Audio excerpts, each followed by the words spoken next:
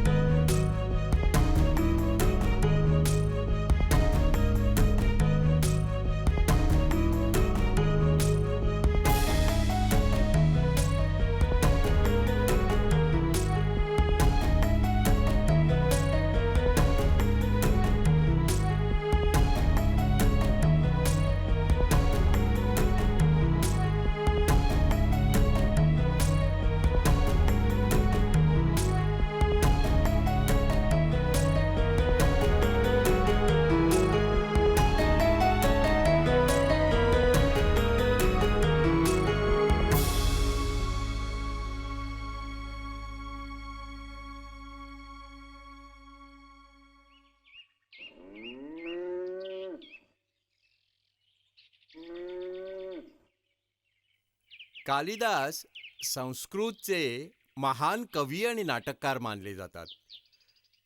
खरं तर आपल्याजवळ पण त्यांच्या जीवनकाळाच्या विषयामध्ये ठोस जाणकारी नाहीये.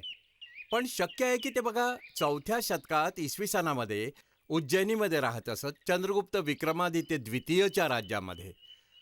असं सांगितलं जात आहे की कालिदास म्हणे त्यांच्या दरबारातील 9 रत्नांपैकी एक होते, जिथे त्यांच्या प्रतिभेला पण जिवंतपणीच त्यांच्या भरपूर इज्जत मिळाली.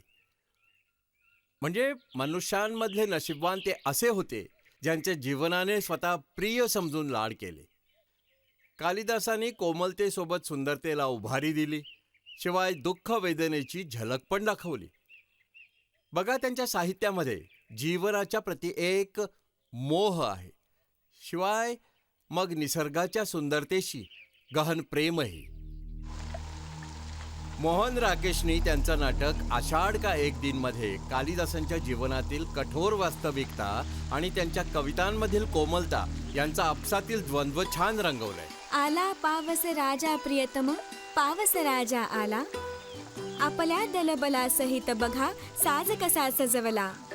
मस्त वाल पाऊस घनाने मादल गीत गुंजिले, भुजा पताका विजेची घेऊन थांबवत तो आला.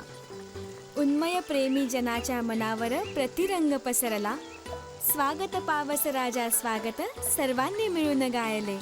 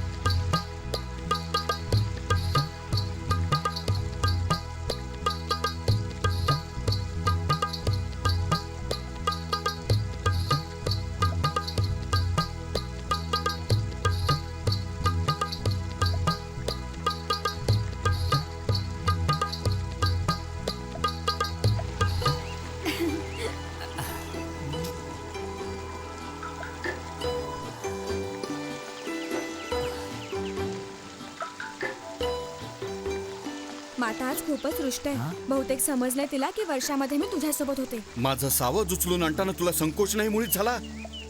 ह्या प्रदेशामध्ये हरणांची शिकार होत नाही राजपुरुष. तुम्ही बाहेरचे बहुतेक म्हणून आम्ही तुम्हाला अपराधी नाही मानणार. मग राजपुरुषांच्या अपराधांचा निर्णय आता ग्रामवासी करणार? हे हरिण सरळ मला दे परत. मल्लिका, याला आत नेऊन एखाद्या आसनावर झोपव. या घरची आसनं मनुष्यांसाठी आहेत, पशूंसाठी नाही. जा घेऊन याला.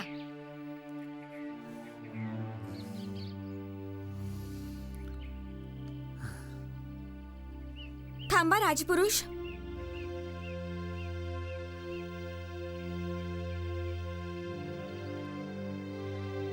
कालिदास निशस्त्र असून पण तुमच्या शस्त्राची चिंता नाही करणार. कालिदास? हे कवी कालिदास होते? तुम्ही कसे जाणता की हे कवी आहेत? उज्जैनी राज्यसभेचा प्रत्येक व्यक्ती ऋतुसंहारचे लेखक कालिदासांना जाणतो. आला पावस राजा, प्रियतम पावस राजा आला. आपल्या दल बलासहित बघा साज कसा सजवला. मस्तवाल पाऊस घनाने मादल गीत गुंजिले. भुजा पताका विजेची घेऊन थांबवत तो आला. उन्मत्त प्रेमी जणांच्या मनावर प्रीतिरंग पसरला. स्वागत पावस राजा स्वागत, सर्वांनी मिळून गायले. सम्राटांनी स्वतः ऋतुसंहार वाचलाय आणि त्याची प्रशंसा केली आहे. उज्जैनीचं राज्य त्यांचा सन्मान करू इच्छितं आणि त्यांना राजकवी बनवू इच्छितं. हा सन्मान तर खूप अभूतपूर्व आहे आचार्य. त्यांना केव्हा उज्जैनीला जावं लागेल? उद्या आमच्या सोबत. ब्रह्मवृत्तापूर्वीच आम्हाला राजधानीकडे प्रस्थान करावं लागेल. आचार्य, हाच आहे माझा भाचा कालिदास. प्रणाम आचार्य. महाकवी कालिदास, तुमचं स्वागत आहे. तुम्ही दीर्घायू व्हाल. सम्राट विक्रमादित्य चंद्रगुप्तांना तुम्हाला राजकवी बनवायचंय. मी तुम्हाला उज्जैनीला न्यायला आलोय. क्षमा करा आचार्य, मला काही राजसभेचं रत्न बनायची इच्छा नाही. खरंच मला या सन्मानाचा स्वीकार नाही करता येणार.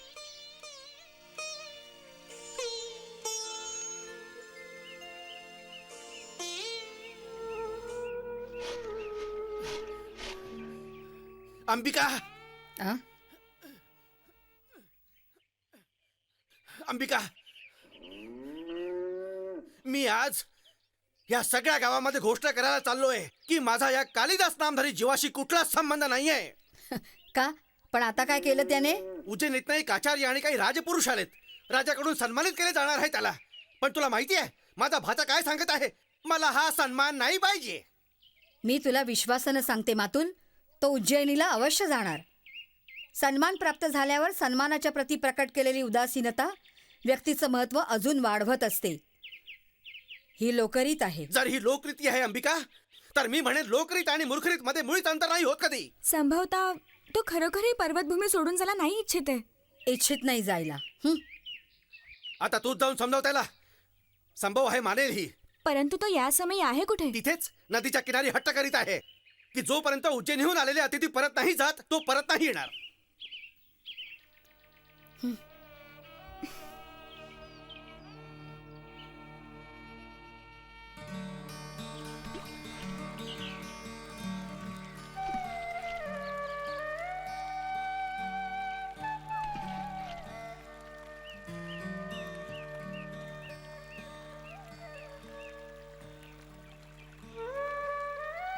प्रश्न सन्मान आणि राजाश्रय स्वीकार करण्याचा नाहीये मल्लिका. त्याच्यापूर्वी एक मोठा प्रश्न माझ्या समोर आहे. आणि तो प्रश्न मी आहे. आणि समजा ही संधी लाथाडून तू इथे राहिलास पण, तर काय मला सुख मिळणार आहे? तू इथनं गेलास तर माझ्या हात एक रिक्तता पसरेल. तरी पण मी सांगते तू गेलं पाहिजेस. तुझे डोळे तर दुसरंच काही सांगतात. मल्लिका, मी अनेक सूत्रांनी या भूमीशी जोडला गेलो.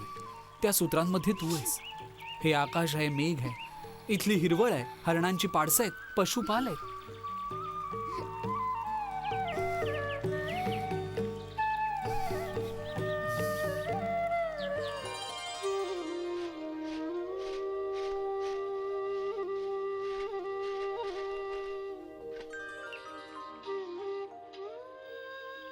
तू इथे का आलास विलोम? तुला माहितीये तुझे इथे येणं मल्लिकेला पसंत नाही. हो, तिची इच्छा नाहीये मी या घरामध्ये यावं, कारण कालिदासाची इच्छा नाहीये. कालिदास उज्जैनीला जाणार आहे आणि मल्लिका जिचं नाव त्याच्या कारणाने सगळ्या प्रांतामध्ये अपवादाचा विषय बनलाय मागे इथेच पडणार आहे. हो ना अंबिका? तू हे सांगितल्याने माझं दुःख कमी नाही करत आहेस विलोम. पण ही सर्व बोलणी मी तुझ्याशी नाही, कालिदासाशी करायला आलोय. अधिक प्रतीक्षा नाही करावी लागणार विलोम. मी ऐकलंय राजधानीतनं निमंत्रण आलं आहे. हो, मी पण ऐकलंय. दुःख झालं तुला? दुःख? खरं आहे, खूपच. एका मित्राच्या वियोगाचं कुणाला दुःख नाही होणार. राजधानीच्या वैभवामध्ये जाऊन या ग्रामप्रांताला विसरणार तर नाही ना तू? बघ, त्या जीवनामध्ये अनेक तऱ्हेची आकर्षणं आहेत. रंगशाळा, मदिरालय, तऱ्हेतऱ्हेच्या विलासभूमी. आर्य विलोम, ठीक आहे, मी सरळ मुख्य बोलण्यावर येतो. आज सगळीकडे ग्रामप्रांतामध्ये तुझ्यासोबत मल्लिकाच्या संबंधामध्ये खूप बोललं जात आहे. तेच दृष्टीमध्ये ठेवून हे उचित नाही का की तू सांगावंस उज्जैनीला एकटाच जात आहेस की मल्लिका पण? विलोम, तू दुसऱ्यांच्या घरामध्येच नाही, त्यांच्या जीवनामध्ये पण अनाधिकार प्रवेश करतोस. अनाधिकार प्रवेश? मी? मग ठीक आहे, माझ्या प्रश्नाचं उत्तर नको देऊस.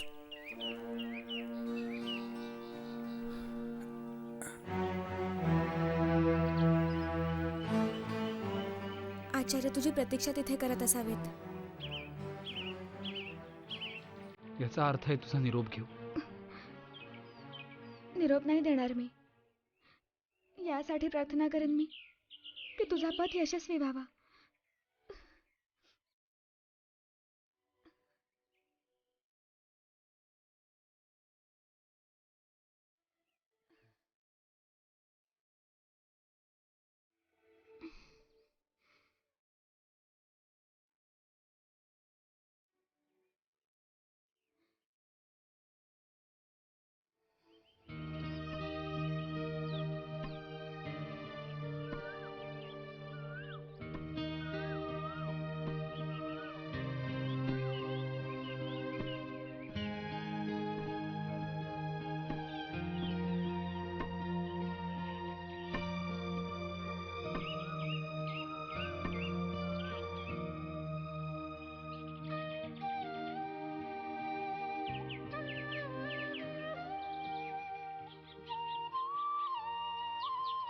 कालिदासांच्या मोठ्या कवितांपैकी एक आहे मेघदूत.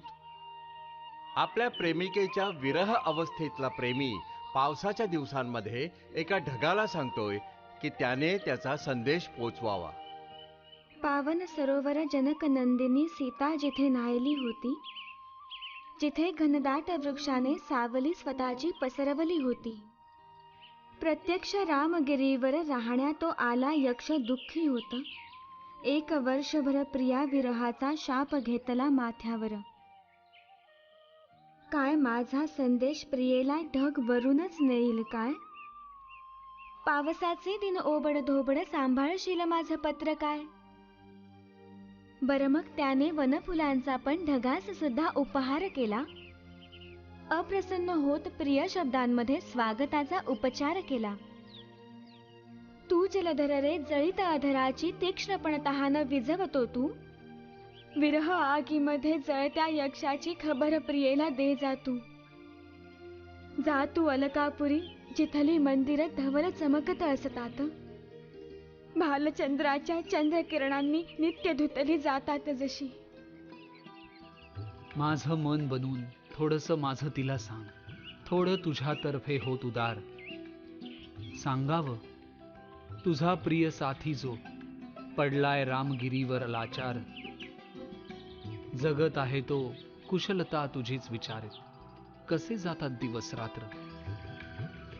विपदांना संकटात लाये, विचारेल दुसरं काय सांगा मात्र.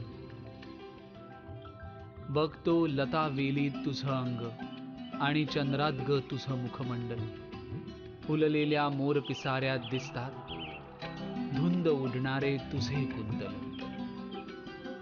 हरिणीच्या नयनासम नयन, हालचाली तव सुंदर ते नर्तन. पण ना कुणातच तुझी समता, हाय रिक्तच रे राहत हे मन.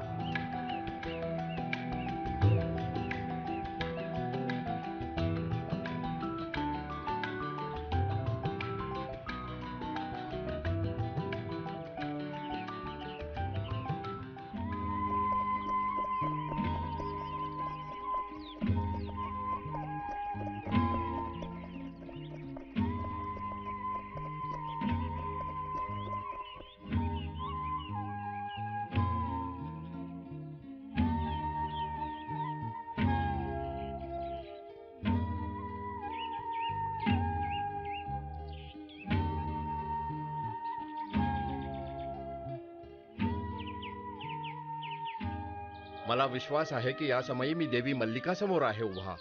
सांगावं. देव मातृगुप्तांच्या अनुचराचं अभिवादन स्वीकार करा.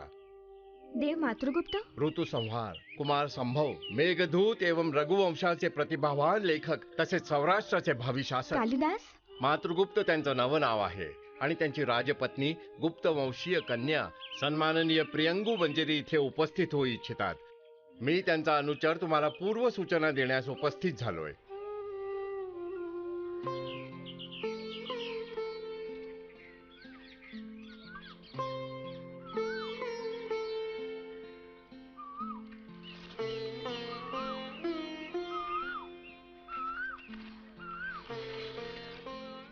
खरोखर तू खूपच सुंदर आहेस. जाणतेस का, अपरिचित असून पण तू मला अपरिचित नाही वाटतेस. तुम्ही बसा ना इथे.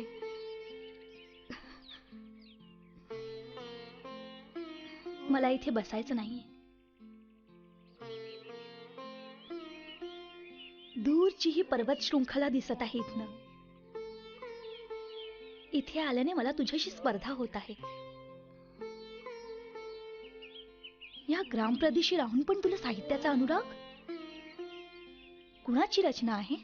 कालिदासाची. तुम्ही मातृगुप्त नावाने जाणा त्यांना. मला त्यांच्याकडून तू बालपणातील मैत्रीण आहे हे कळून चुकलंय. त्यांच्या रचनांच्या प्रती तुझा मोह स्वाभाविक आहे. हे काय, पण तुझ्या घराची स्थिती खूप जर्जर होऊन गेलीये. हवं तर याचा परिसंस्कार पण करू. मातुलच्या घराच्या स्थानावर मी नव्या भवनाचा आदेश दिलाय. तुम्ही खूपच उदार आहात, परंतु आम्हाला अशाच घरामध्ये राहायची सवय आहे. बर, पण तुला हवं तर याचा परिसंस्कार करू. हवं तर तोपर्यंत तू आमच्या इथे राहा येऊन.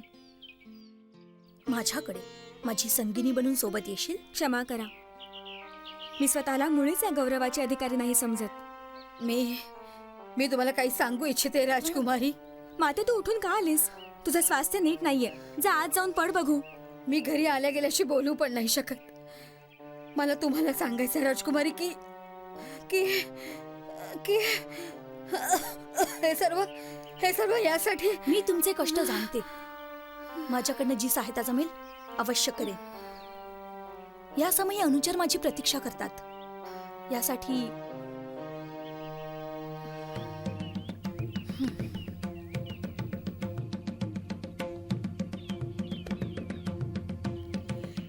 खिडक्या भिंतींचा परिसंस्कार होईल ग. तू त्यांच्याकडे परिचारिका बनून राहू शकशील. याहून मोठं सौभाग्य तुझ्यासाठी अजून काय असू शकतं?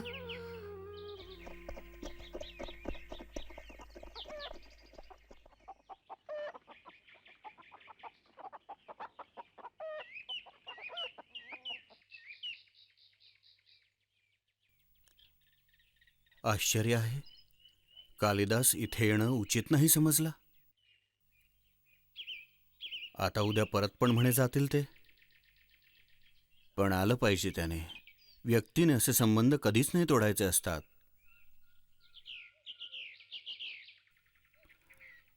पर्वत शिखरातनं एक अश्वरोही पाहायला येताना म्हटलं थोड्या क्षणासाठी थांबेल हा, पण तो गेला तसाच. मी जाणलंय हे. आजच नाही, तेव्हापासून जाणलंय. तो आला असता मग मात्र आश्चर्य होतं. आता मला मुळीच आश्चर्य नाही त्याचं.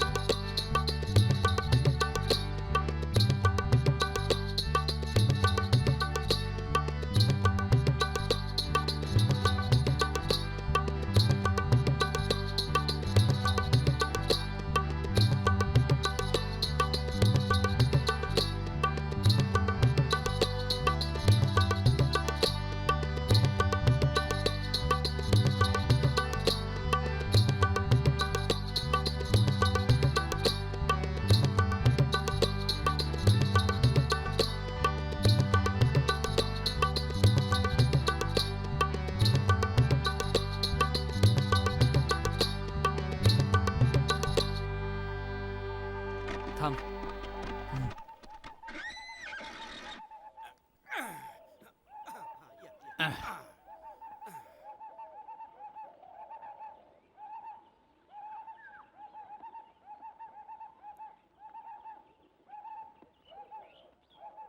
बघा, हरिण किती जवळ आहे.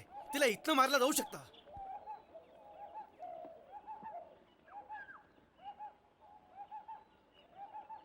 थांबावा राजा. हे हरिण आमच्या आश्रमाचं आहे. याला तुम्ही नाही मारू शकत. हटवा धनुष्यावरचा तो बाण. शस्त्र घेतात निरपराध्यांचं प्राण. घ्या हटवलं धनुष्य. पूर्ववंशाच्या वंशजाला हेच शोभतं राजन. ब्राह्मणांची वाणी सदा माझ्या हृदयामध्ये राहील. सर्वदा चक्रवर्ती पुत्र तुम्हास प्राप्त होईल. राजा, आम्ही जरा समिधा आणण्यास चाललोत. समोर मालिनीच्या तटावर आमचे गुरुकुलपती श्री कण्वचा आश्रम आहे. शकुंतला जिथली अधिष्ठात्री देवीसारखी आहे. जर कुठल्या अन्य कार्यात बाधा नसेल पडत तर मग तिथे जाऊन अतिथी सत्काराचा स्वीकार करावा. महर्षी कण्व इथेच आहेत? नाही, पुत्री शकुंतलेस पूर्ण अतिथी सत्काराचा आदेश देत नुकतेच स्वयंतीर्थला गेलेत. पुत्रीच्या प्रतिकूल ग्रहांच्या शांतीचा उपाय करण्यास. मग ठीक आहे, मी त्यांच्या पुत्रीलाच भेटेन. महर्षी परत आल्यावर तीच माझं भक्तिनिवेदन त्यांना सांगेल.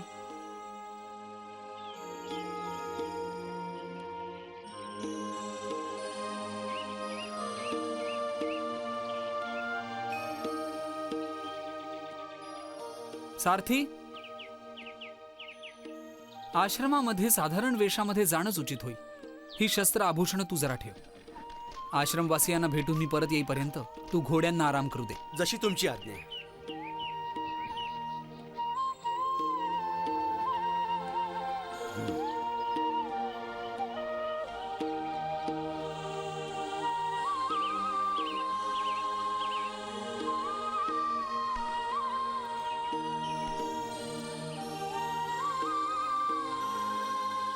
अरे, शांत आश्रम, फडफडतो बाहू उजवा. फळ मिळणार इथे काय? की आपलं काम व्हायला दर द्वार उघडतं, वाट बनत जाते.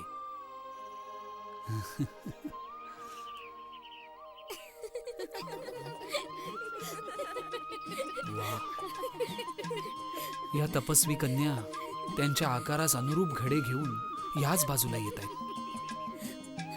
खरंच किती सुंदर दिसतायत ह्या. इथे थांबून त्यांची प्रतीक्षा करतो.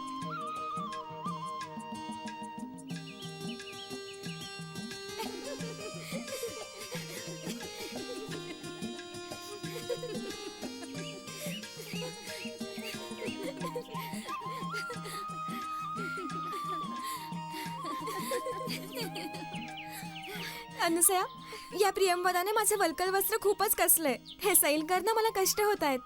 मला का दोष देतेस? तुझ्या यौवनाला दे दोष, ज्याने तुझ्या स्तनांना इतकी उभारी दिली. चल.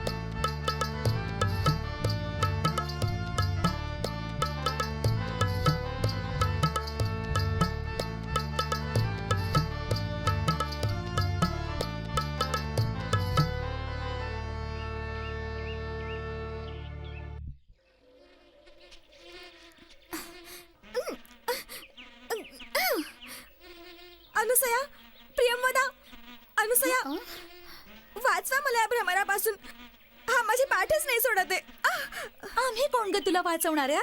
बोलवायचं तर राजा दुष्यंतला बोल, जे या तपोवनाचे रक्षक आहेत. हाच अवसर आहे आपल्याला स्वतःला समोर प्रस्तुत करायचा. नाही आणि त्यांना समजेल की मीच राजा दुष्यंत आहे म्हणून. मी एका सामान्य अतिथीसारखं आचरण केलं पाहिजे.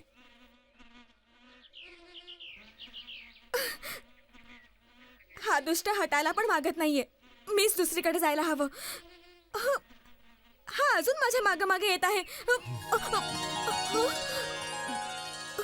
कोण आहे? कोण आहे तो नीच? देत आहे पीडा तपस्वी कन्यांस पण, जेव्हा शासन आहे धरावर दुष्टनाशी पौर वंशीचं. कोण आहे तो? घोळत आहे दुधामध्ये जो चिखल, त्रास देत आहे.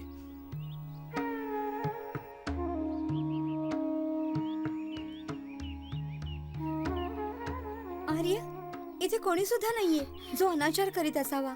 केवळ एक भ्रमर आहे, ज्याने जवळ येऊन घिरट्या घातल्याने आमची सखी घाबरली जरा. ओ, तर सांगा, तुमची तपस्या उत्कर्ष वाटेवर आहे ना? आहे. एका विशेष अतिथीच्या येण्याने अवश्य उत्कर्ष वाटेवर आहे. काय आहे? का म्हणून यांना बघून मनामध्ये असा भाव उठत आहे जो आश्रमाच्या मर्यादेस अनुकूल नाही? कोण आहे हा? हीच उत्सुकता माझ्या मनामध्ये आहे. मग यालाच विचारू. आर्यांच्या मधुर वाणीने विश्वास मिळवीत विचारते मी, तो कुठला राजश्री वंश आहे ज्याची तुम्ही शोभा आहात? तो कुठला देश आहे ज्याला तुम्ही वियोग उत्सुक सोडून आला आहात? शिवाय असं कुठलं कारण आहे ज्यासाठी तुम्ही तुमच्या कोमल शरीरात सुद्धा या तपोवनामध्ये येण्याचे कष्ट दिले आहेत? आता पण कसा मी माझा परिचय देऊ, किंवा कसा मी माझा परिचय लपवू? हा, असंच केलेलं चांगलं. मी एक वेदविद्य ब्राह्मण आहे. राजा पौरवांनी मला आमच्या नगरीमध्ये धर्माधिकाराच्या कार्यासाठी नियुक्त केलेलं आहे. मनामध्ये हे तपोवन बघायची खूप लालसा होती. याचसाठी या धर्मवनाच्या दिशेने आलो. इथे राहून धर्माचरण करणाऱ्या लोकांस हा गौरवाचा विषय आहे. शकुंतला, आज जर तात कण्व समजा इथे असते तर मग काय बरं? मग आपलं सर्व काही देऊन पण या विशेष अतिथीचा सत्कार केला असता. जा बघू. तू बोलतेस पण मनात दुसरंच ठेव. मला तुझं बोलणं नाही आवडलं.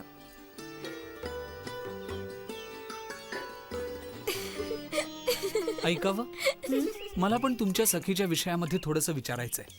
तुमचा अनुग्रहच आहे हा. ह्यामध्ये याचना कशाची? महर्षी कण्व पण जन्मापासून ब्रह्मचारी ना, मग ही त्यांची पुत्री कशी काय? आर्यांना जर जाणायचं आहे मग मी सांगते सर्व. एक खूपच प्रभावशाली राजश्री आहेत. त्यांचं गोत्र नाव आहे कौशिक. हा, महर्षी कौशिक. तेच. वास्तवामध्ये तेच हिचे पिता आहेत. महर्षींनी सोडल्यानेच तात कण्वांनी हिचं पालन केलं. अशा नात्याने ते पण तिचे पिता आहेत. महर्षींनी सोडल्यावर? हे ऐकून अजून पण उत्सुकता मनामध्ये जागी झाली. कृपया पूर्ण विषय सांगा. पूर्ण विषय सांगते तुम्हाला मी. खूपच जुनी गोष्ट ही. म्हणे त्या दिवसांमध्ये हे राजश्री उग्र तपस्येमध्ये लीन होते. त्यांची तपस्या भंग करण्यासाठी देवांनी सर्व मेनका नावाच्या अप्सरेस म्हणे त्यांच्याजवळ पाठवली. मी ही दिसताच जाणलंय की ही केवळ अप्सरेचीच संतती असू शकते. ही सुंदर गाथा ऐकून मग अजून पण थोडं विचारायचं मनात येतंय. आर्य, तुम्ही संकोच नाही करायचा. तपस्व्यांकडून तुम्ही जाणल्या विचारल्याने आचारांचं उल्लंघन नाही होत. मला विचारायचं हे आहे की जोपर्यंत होत कन्यादान नाही, काय तापस धर्म धरेल ही?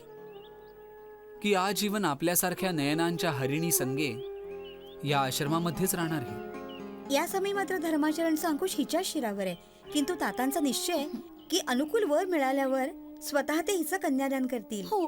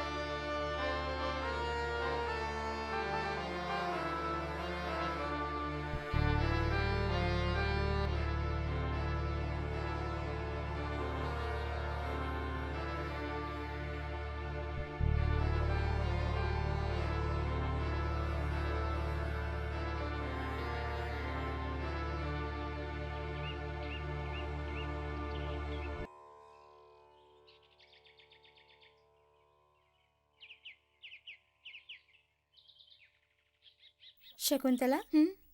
पानांच्या वाऱ्याने काही सुख मिळतंय? तुम्ही दोघी मला वारा घालत होता. शकुंतला, एक गोष्ट सांग बरं, तुला तुझ्या शरीरात खूप ताप आल्यासारखं वाटतंय का? खरंय, पण तुम्हा दोघींना दुसरंच काही विचारायचंय का?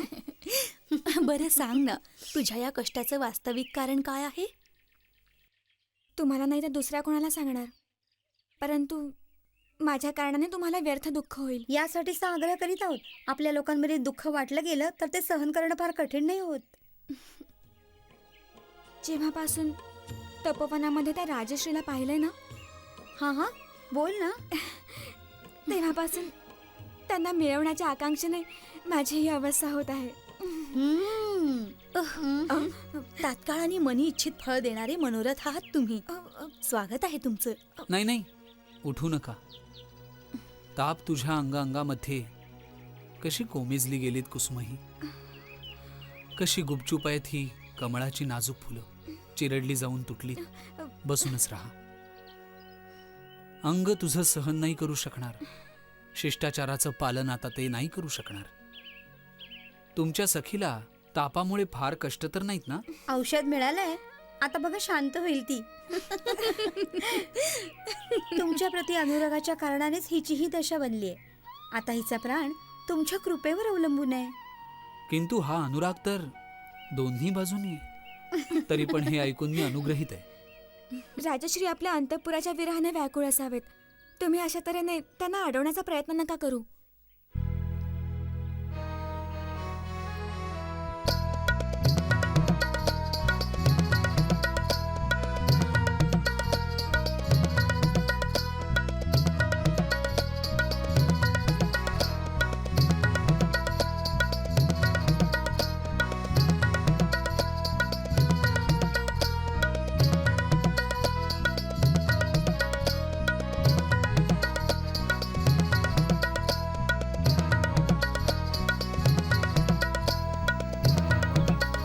लोक सांगतात राजांचे खूप खूप प्रणय होत असतात.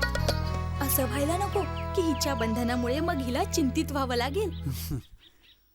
मग अजून अधिक मी काय सांगू. हो, खूप पत्नी आहेत माझ्या. विश्वास करा, 2 बाबींमध्ये मान प्रतिष्ठा माझ्या कुळाची.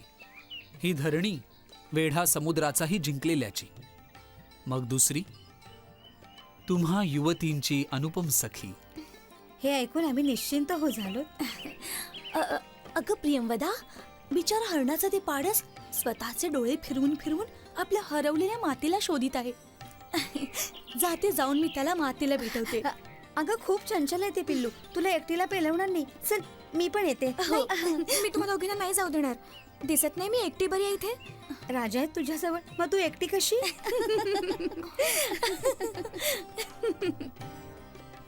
ह्या पण खरोखरच्याच गेल्यात. जरा थांब. दिवस मावळला नाहीये आणि तुझ्या शरीराची अशी अवस्था.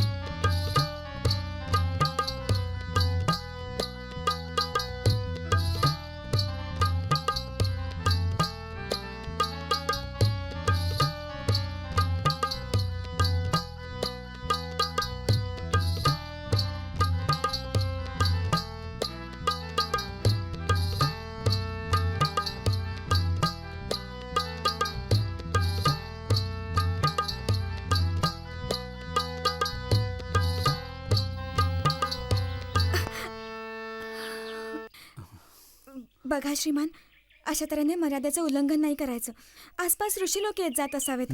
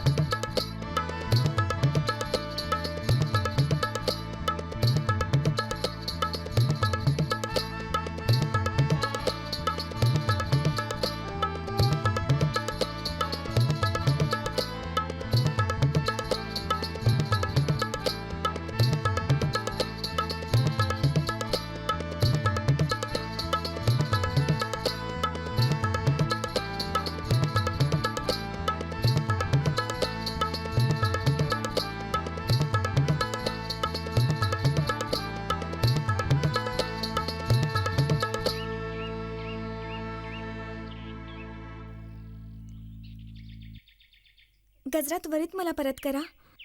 असं नको व्हायला की मुलींपैकी कोणाची दृष्टी आपल्यावर पडावी. एका अटीवर. काय अट होती? हा मीच याच्या स्थानावर बांधेन. ओ, दुसरा उपायच काय? जशी तुमची इच्छा होईल मग करा तसंच.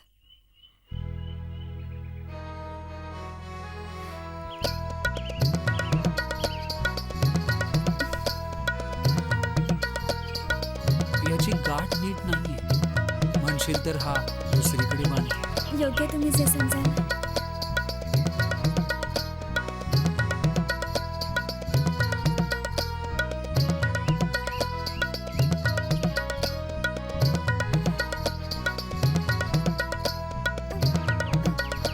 मला नीटशी दिसत नाहीये जरा. हवेत निवडून कर्णफुलांचा पराग डोळ्यामध्ये पडलाय, ज्याने दिसायला अंधूक लागलाय. म्हणशील तर हे फुंकर मारून काढ. मोठी कृपा होईल, परंतु माझा तुमच्यावर विश्वास नाही. असं मुळीच नाही. नवा नवा सेवक स्वामींच्या आदेशापुढे जात स्वतःहून केव्हाच काही नाही करत. अत्याधिक आदरच अविश्वासाचं कारण असतं. जादुई डोळ्यांच्या सुंदर घ्यायचं. मी मुळीच त्रास नाही देणार.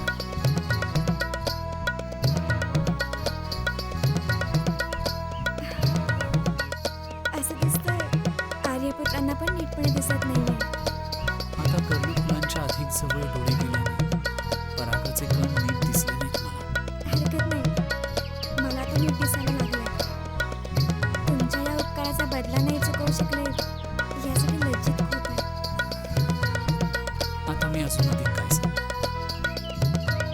गंध कमळाचा मिळाल्यानेच भ्रमर राहतात संतुष्ट. पण जर नसेल तर संतुष्ट मग तो काय करणार? मग तो हे करणार. कालिदास 5व्या शतकामध्ये गोष्ट समजली ती पण जी युरोप 19व्या शतकात पण नाही समजलंय अजिबात. शिवाय युरोप अजूनपर्यंत पण पूर्ण रीतीने नाहीच समजलाय. विश्व हे फक्त माणसांसाठीच नाही बनलंय. शिवाय माणूस खऱ्या अर्थामध्ये आपली पूर्ण योग्यता तेव्हाच मिळवत आलाय जेव्हा माणसाला पण त्या सत्याची कदर व्हायला लागते, माणसाच्या स्थितीच्याही जे पलीकडे आहे. हे सत्य सुद्धा पूर्ण रीतीने जाणवून घेणं कालिदासांच्या उत्तम अशा त्या शक्तीचा उपहार मिळवणं आहे, म्हणजे जी महान कवितेसाठी पण तितकीच जरुरी आहे जितकी विद्येमध्ये महानता. हिरण्यगर्भात् समवर्तताग्रे भूतस्य जातः पतिरेक आसीत् सदाधार पृथिवीं व्यामुते मां कस्मै देवाय हविषा विधेम.